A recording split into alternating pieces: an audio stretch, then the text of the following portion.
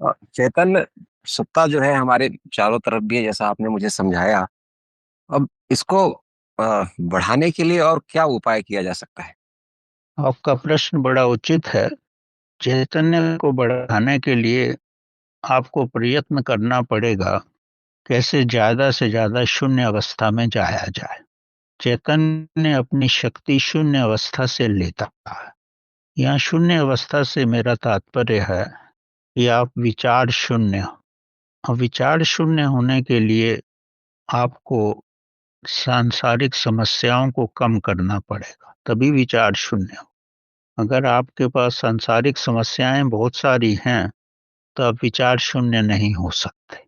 सांसारिक समस्याओं को कम करने के बाद जब आपके अंदर विचार कम रह जाएंगे, तब आप श्वासों की गति से, श्वास आपके 10 से कम हो जाएं, 7 से 8 या और कम हो, तो मन में दृढ़ता आ जाएगी। मन में दृढ़ता हुई, श्वास कम हुए, विचार कम हुए, और आपका शरीर स्थिर अवस्था में आया, और भोजन भी आप कम से कम लोगे, तो इन तीन चार प्रक्रियाओं के बाद आप ये महसूस करोगे कि आपकी प्राण शक्ति जो उदान प्राणा से आती है वो धीरे धीरे बढ़ रही है। वो जैसे जैसे ये शक्ति धीरे धीरे बढ़ेगी और आपके स्पाइनल कॉर्ड से ऊपर उठने लगेगी, तब आपका चेतना का विकास शुरू हो जाएगा।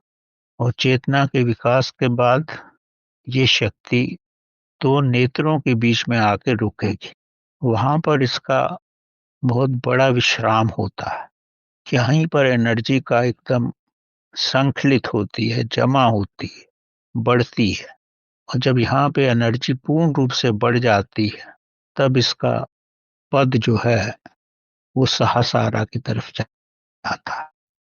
वो तो समय से हो जाएगा, लेकिन सबसे पहले विचार रहित होना, प्राण शक्ति को बढ़ाना, श्वासों की गति कम होना, और प्रभु पे ध्यान होना, ये सब होगा तो धीरे धीरे आपको सफलता मिलनी शुरू हो जाएगी।